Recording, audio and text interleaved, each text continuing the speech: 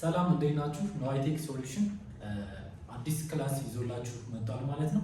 ይሄ ክላስ ምንድነው? ለቴክኒሽያኖች ብቻ የቀረበ አይደለም። ማንኛውም ሰው በ5000 ብር እንዴት ቤት ለቤት ጥገና መጀመር ይችላል የሚለውን አዘጋጅቶ ይዞላችሁ የመጣ የጥገና ፓኬጅ ነው። ስለዚህ ይሄ የመጀመሪያው ክፍል ነው። በ5000 ብር እንዴት እንደምትጀምሩና እንዴት እንደምትጠግኑ አብረን እንዘልቃለን ማለት ነው። ስለዚህ በ5000 ብር እንዴት እንጀምራለን የሚለውን እያንዳንዱ ኮምፖነንቶች የሚያስፈልጓችሁን ለጥገና የሚያስፈልጓችሁን ነገር እየዘረዘርኩ አሳያችኋለሁ ማለት ነው።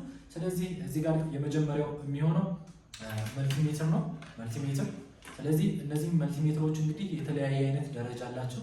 ነገር ግን እናንተ ስራ ለመጀመር ስለሆነ በቀላሉ በ1000 ብር ገበያ ላይ ባለው በ1000 ብር መልቲሜትር መጀመር ትችላላችሁ ማለት ነው። ይሄ መልቲሜትር ለአንድ ቴክኒሽያን እንደመጀመሪያ የፈለገውን ስራ ሊሰራለት ይችላል ማለት ነው። ወደፊት ደግሞ ቀስ በቀስ አቅማችሁን እያሳደጋችሁ ስትመጡ ወደ ሌሎች መልቲሜትሮች ከፍ ማድረግ ትችላላችሁ ማለት ነው። ስለዚህ ይሄ 1000 ብር ነው የሚፈጅባችሁ። ሌላው ደግሞ የግድ ኮምፖነንቶችን ማለት ዲቫይሶችን ኤሌክትሮኒክስ ዲቫይሶችን ስትፈቱ የግድ መፍቻ ያስፈልጋቸዋል። ስለዚህ ይሄ መፍቻ ያስፈልጋቸዋል ማለት ነው። ይሄን መፍቻ በ150 ብር ትገዛላችሁ ማለት ነው። ሌላው የሚያስፈልጋችሁ ነገር እንግዲህ ካውያ አለ ወይም ደግሞ ሶልደሪንግ አይረን ማለት ነው።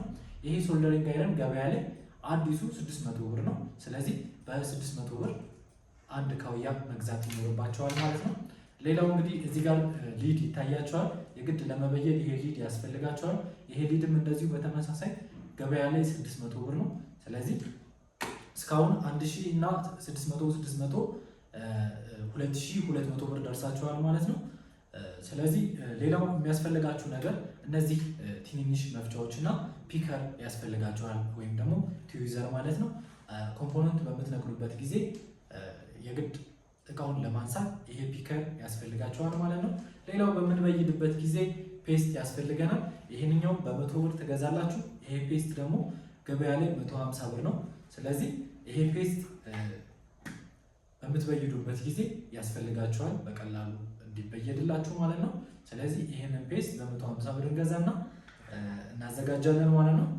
ሌላው እንግዲህ እነዚህ ስክሪን በምንፈታበት ጊዜ አንዳንድ ፊርሞ ያላቸው ፍሬሞችን በምንፈታበት ጊዜ ለመፍታት ይጠቅመናል። ይሄም እንደዚሁ ገበያ ላይ 100 ብር ነው ማለት ነው። ሌላው እንግዲህ ገመድ ለመቆራረጥ ከት ለማድረግ ለመላጥ ይሄ ፒንሳ ያስፈልጋቸዋል። ስለዚህ ይሄን ፒንሳ በ250 ብር ከገበያ ላይ ትገዙታላችሁ ማለት ነው። ስለዚህ ኦልሞስት አሁን የዘረዘርኩላችሁ እቃዎችን እንግዲህ እንዳጠቃላይ በ5000 ባልሞላ ብር ነው ገዝታችሁ ወደ ስራ የምትገቡ ማለት ነው። ይቺ ባክላይት ቴስተር ትባላለች። ይቺ ባክላይት ቴስተር ጥቅሟ እንግዲህ ባክላይት ይሰራል አይሰራም የሚለውን ቮልቴጅ ሰጠን ቼክ የምናደርግባት ነው። ይችን በ2000 ብር ገበያ ላይ ታገኟታላችሁ ማለት ነው።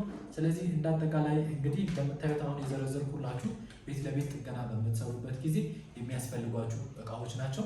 ነገር ግን ደግሞ እዛው ስራ ቦታችሁ ቁጭ ብላችሁ የምትወስዷቸው የምትጠቀሙባቸው አንዳንድ ዲቫይሶች ይኖራሉ። ከነዛ ዲቫይሶች መካከል እንግዲህ ይሄ ዲሲ አለ ማለት ነው። ይሄ ዲሲ ቮልቴጅ እንግዲህ ዲሲ ፓወር ሰፕላይ ራሱን የቻለ ክላስ ቀጣይ ቪዲዮ ላይ አዘጋጅቼላችኋለሁ። እንዴት እንጠቀምበታለን፣ እንዴት እንጠግንበታለን የሚለውን አዘጋጅቼላችኋለሁ። እንዲሁም ደግሞ